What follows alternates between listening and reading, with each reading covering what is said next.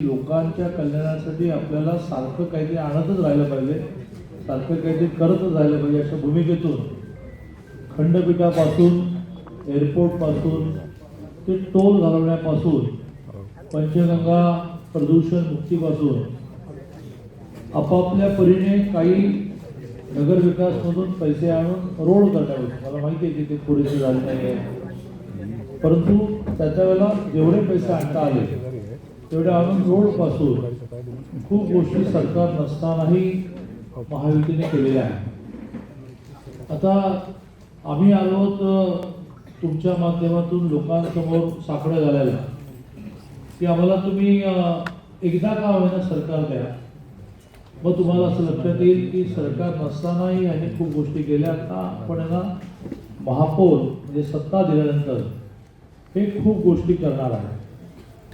असा जसा प्रश्न विरोधकांना आहे की तुम्ही 15 वर्ष तुमचं सरकार असताना काय केलं, तसं तुम्ही पण आम्हाला प्रश्न विचाराल की केलेलं कळलं हो एअरपोर्ट वगैरे, पण तुम्ही पुढे काय करणार आहात.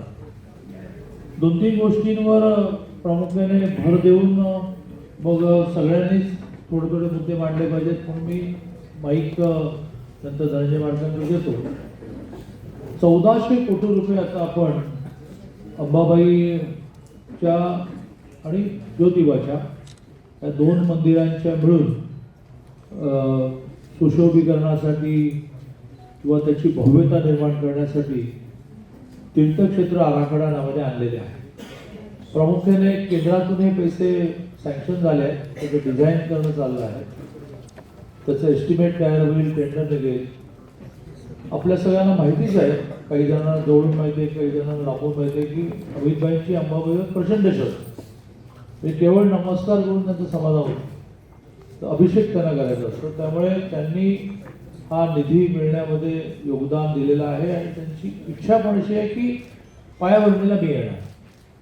आता यातले 900 कोटी रुपये हे प्रामुख्याने जमीन अधिग्रहणासाठी आहेत आणि सामोपचारानेच हे सगळं करायचं.